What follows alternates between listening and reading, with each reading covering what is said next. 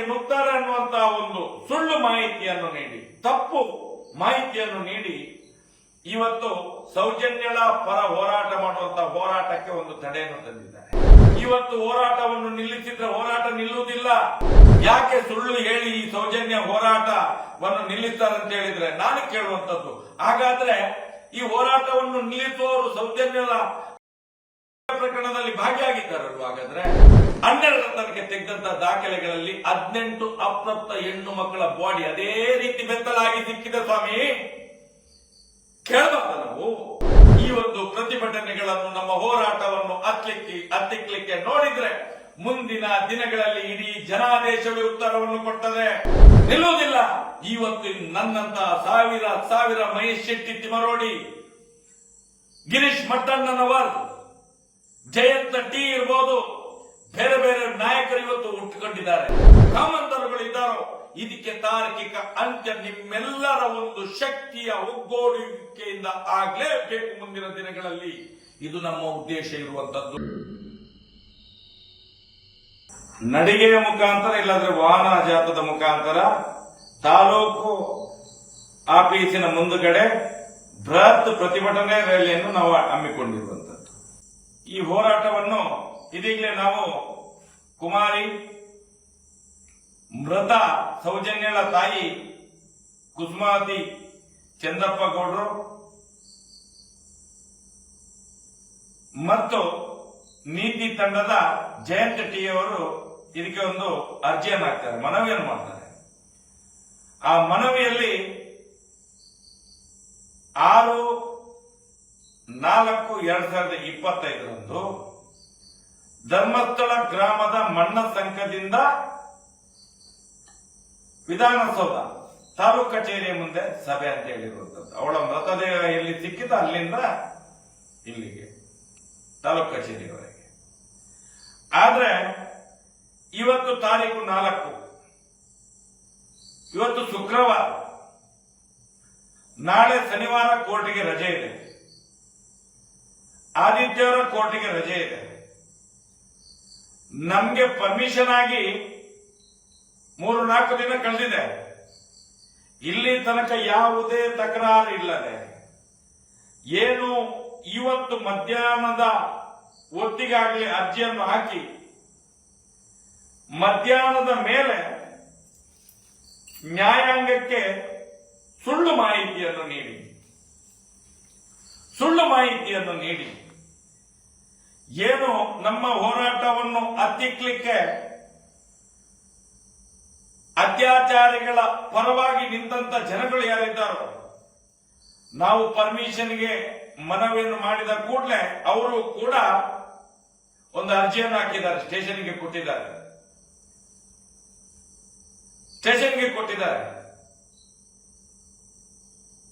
ಬೆಳ್ತಂಗಡಿಯ ಮಾರಿಗುಡಿಯಿಂದ ಧರ್ಮಸ್ಥಳಕ್ಕೆ ನಾವು ಕೂಡ ಕಾಲ್ನಡಿಗೆಯಲ್ಲಿ ಜಾಥಾವನ್ನು ಮಾಡ್ತೇವೆ.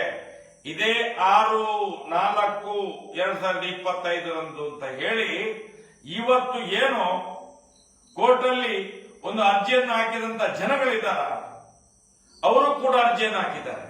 ಆದ್ರೆ ಇಲ್ಲಿಯ ಪೊಲೀಸ್ ಇಲಾಖೆ ತಹಶೀಲ್ದಾರರಿಗೆ ಅವಕಾಶವನ್ನು ಕೊಡಲಿಲ್ಲ. ಒಂದು ಹೋರಾಟ ಆಗುವಾಗ ಇನ್ನೊಂದು ಹೋರಾಟ ಮಾಡಲಿಕ್ಕೆ ಆಗುವುದಿಲ್ಲ,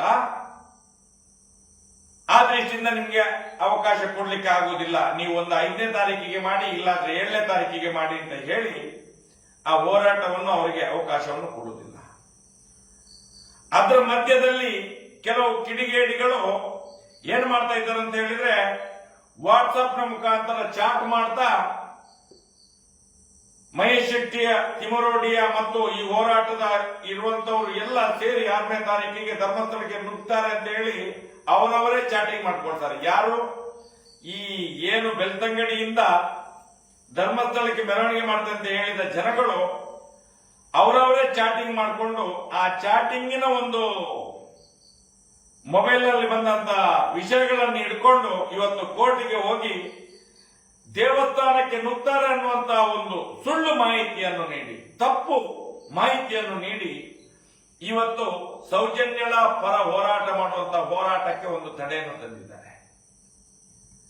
ನಾನು ಹೇಳುವಂಥದ್ದು ಇದು ಪ್ರಥಮತ ಅಲ್ಲ. ಇದು ನಾನು ಕಳೆದ 13 ವರ್ಷಗಳಿಂದ ನಿರಂತರವಾಗಿ ಈ ಹೋರಾಟವನ್ನು ಮಾಡುತ್ತಾ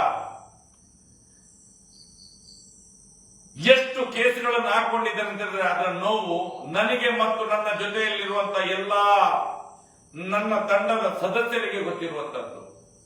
ಇವತ್ತು ಜಗಜ್ಜಾಹೀರಾತು ಇಡೀ ರಾಜ್ಯದ ಜನರಿಗೆ ಈ ಅತ್ಯಾಚಾರ ಮಾಡಿದವರು ಯಾರು, ಈ ಹೋರಾಟವನ್ನು ತಡೆಯುವವರು ಯಾರು, ಯಾತಕ್ಕೋಸ್ಕರ ಇದನ್ನೆಲ್ಲ ಮಾಡ್ತಾ ಇದ್ದಾರೆ, ಕೇಸಿನ ಮೇಲೆ ಕೇಸ್, ಹೋರಾಟವನ್ನು ಸುಳ್ಳು ಒಂದು ಮಾಹಿತಿಯನ್ನು ನೀಡಿ ಹೋರಾಟವನ್ನು ನಿಲ್ಲಿಸುವಂತದ್ದು. ನಾನು ಹೇಳುವಂತದ್ದು, ಇವತ್ತು ಹೋರಾಟವನ್ನು ನಿಲ್ಲಿಸಿದ್ರೆ ಹೋರಾಟ ನಿಲ್ಲುವುದಿಲ್ಲ.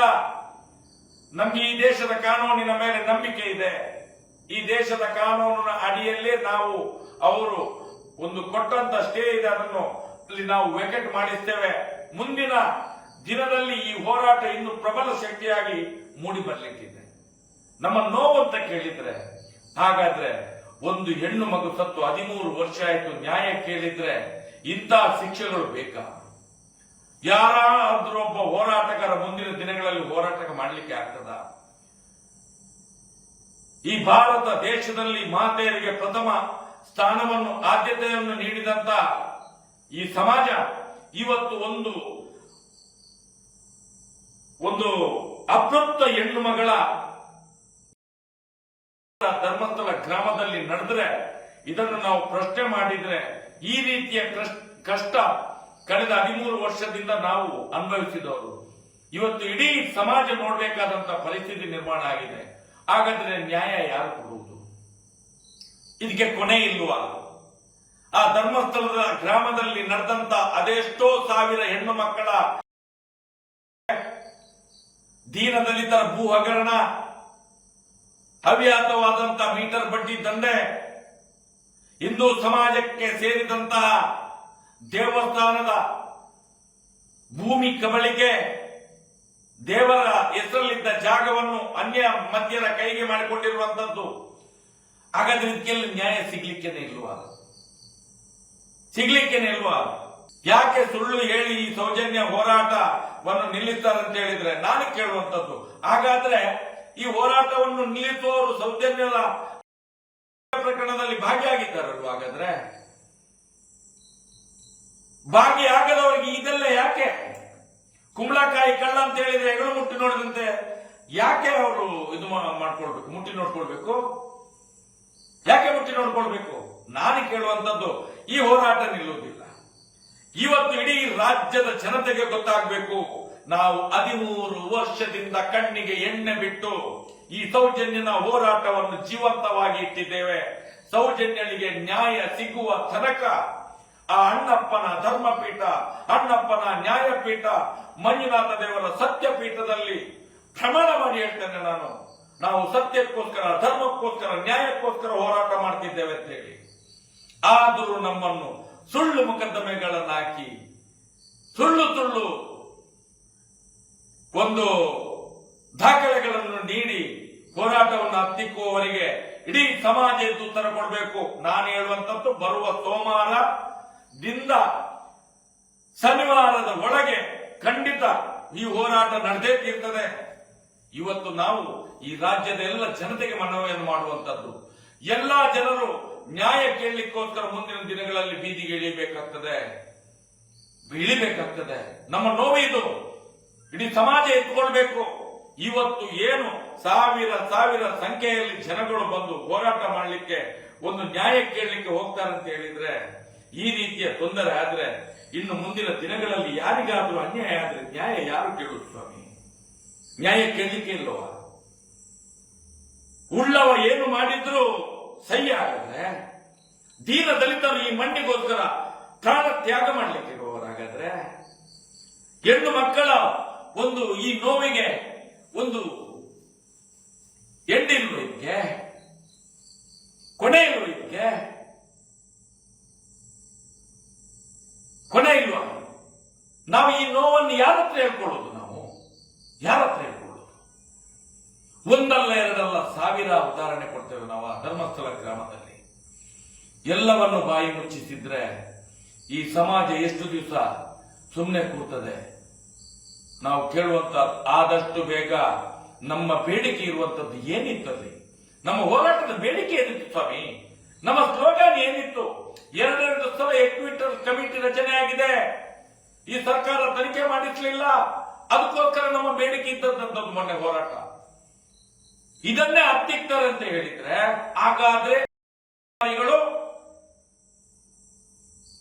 ಈ ಹೋರಾಟವನ್ನು ನಿಲ್ಲಿಸುವ ಹಿಂದ್ಗಡೆ ಅಧಿಕಾರಿಗಳು ಇದ್ದಾರೆ.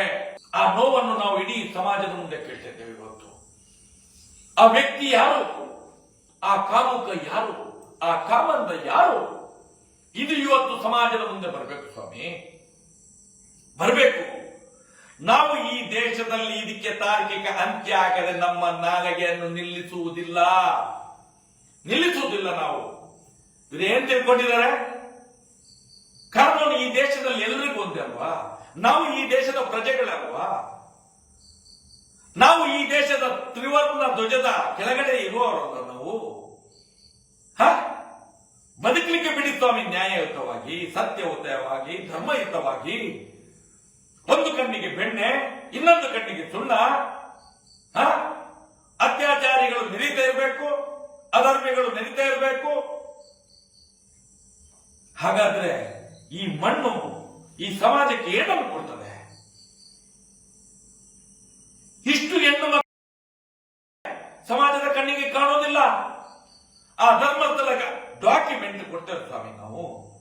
ಎಷ್ಟು ಸೌಜನ್ಯದ ಕೊಲೆ ಆದಾಗ ನಾವು ಡಾಕ್ಯುಮೆಂಟ್ ಎತ್ತಿ ಕೊಟ್ಟಿದ್ದೇವೆ ನಾವು.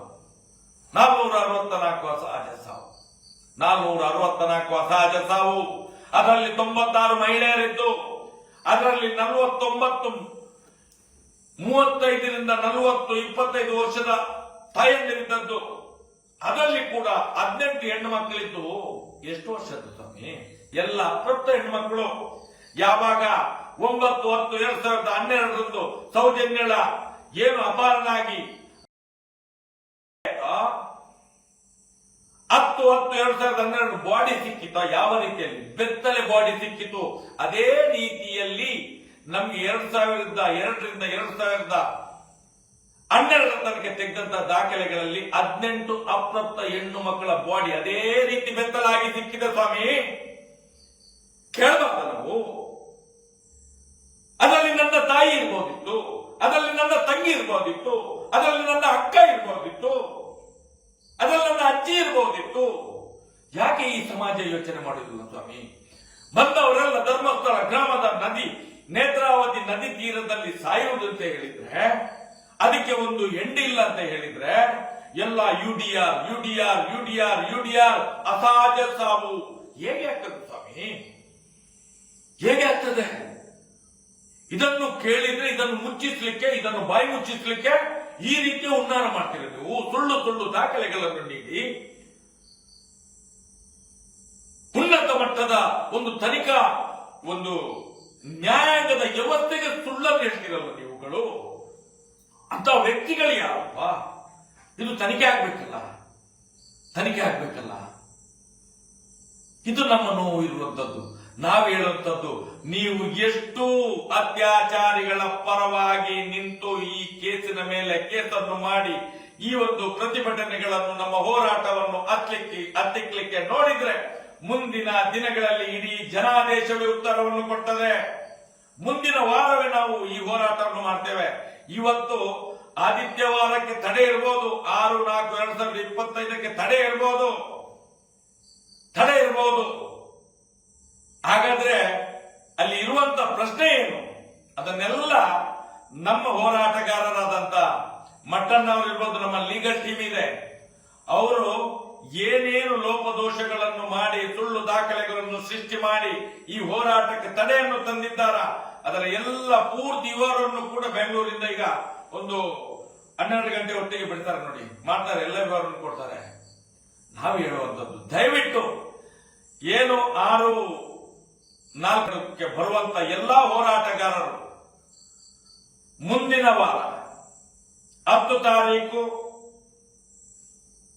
12 ತಾರೀಕಿನ ಒಳಗೆ ಕೋರ್ಟಿನ ಆದೇಶ ಸ್ಟೇ ವೇಕೆಟ್ ಆದ ತಕ್ಷಣವೇ ನಾವು ಹೋರಾಟಕ್ಕೆ ಕರೆಯನ್ನು ಕೊಡ್ತೇವೆ. ಇವತ್ತು ನೀವು ಒಬ್ಬರು ಏನು ಹೊರಟಿದ್ದೀರೋ ಬರುವಂತ ದಿನಗಳಲ್ಲಿ ನಾಲ್ಕು ಜನ ಮಂದಿಯನ್ನು ಕರ್ಕೊಂಡು ಬರಬೇಕು ನೀವು.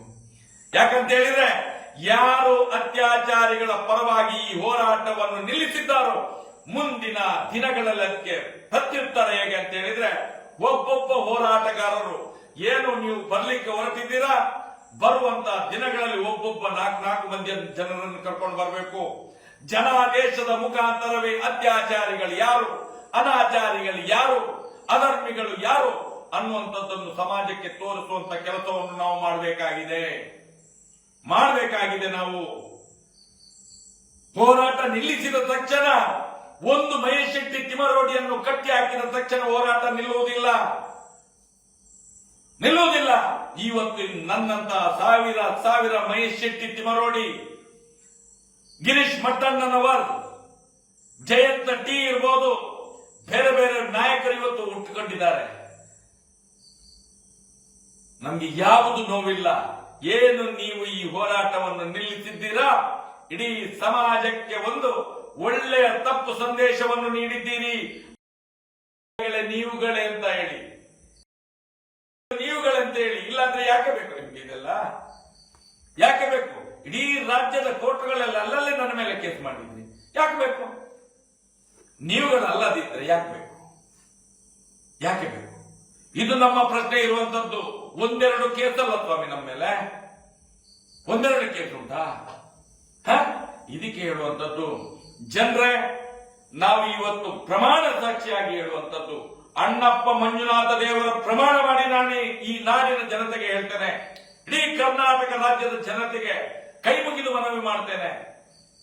13 ವರ್ಷದಿಂದ ನಾನು ಇಡೀ ನನ್ನ ಯೌವನವನ್ನೇ ಬಲಿಪಶುವಾಗಿ ಮಾಡಿದ್ದಾರೆ. ಇಡೀ ನನ್ನ ಯೌವನವನ್ನು ಇವತ್ತು ಕೂಡ ನಿಮ್ಮೆಲ್ಲರನ್ನು ಕೂಡ ಇದೇ ರೀತಿ ಮಾಡಲಿಕ್ಕೆ ನೋಡ್ತಾ ಇದ್ದಾರೆ. ಇದ್ರ ಹಿಂದೆ ಏನು ಕಾಮಂತರುಗಳು ಇದ್ದಾರೋ ಇದಕ್ಕೆ ತಾರ್ಕಿಕ ಅಂತ್ಯ ನಿಮ್ಮೆಲ್ಲರ ಒಂದು ಶಕ್ತಿಯ ಒಗ್ಗೂಡುವಿಕೆಯಿಂದ ಆಗ್ಲೇಬೇಕು ಮುಂದಿನ ದಿನಗಳಲ್ಲಿ. ಇದು ನಮ್ಮ ಉದ್ದೇಶ ಇರುವಂತದ್ದು. ತಾರ್ಕಿಕ ಅಂತ್ಯ ಆಗ್ಲೇಬೇಕು, ಇದು ನಮ್ಮ ಉದ್ದೇಶ ಇರುವಂತದ್ದು. ದಯವಿಟ್ಟು ರಾಜ್ಯದ ಎಲ್ಲ ಸೌಜನ್ಯ ಪರ, ಸತ್ಯದ, ನ್ಯಾಯದ, ಧರ್ಮದ ಪರ ಹೋರಾಟಕ್ಕೆ ಧುಮುಕಿರುವಂತಹ ಎಲ್ಲ ಹೋರಾಟಗಾರರಿಗೆ ನಾನು ಕಳಕಳಿಯ ವಿನಂತಿಯನ್ನು ಮಾಡ್ತಾ ಇದ್ದೇನೆ. ಮುಂದಿನ ದಿನದಲ್ಲಿ ನಾವು ಕೋರ್ಟಿನ ಆದೇಶ ಯಾವಾಗ ಬರ್ತದ ಅದರ 2 ದಿವಸದಲ್ಲೇ ನಾವು ಇದೇ ಹೋರಾಟವನ್ನು ಮಾಡಿಯೇ ತೀರ್ತೇವೆ ಅನ್ನುವಂತ ಒಂದು ಸಂಕಲ್ಪವನ್ನು ಮಾಡುತ್ತಾ ಎಲ್ಲರೂ ನಮ್ಮ ಜೊತೆಯಲ್ಲಿ ಕೈ ಜೋಡಿಸಿ ಅಂತ ಹೇಳಿ ನನ್ನೆರಡು ಮಾತನ್ನು ಮುಗಿಸಿದ್ದೇನೆ. ಒಂದೇ ಮಾತರಂ. ಜೈ ಶ್ರೀರಾಮ್.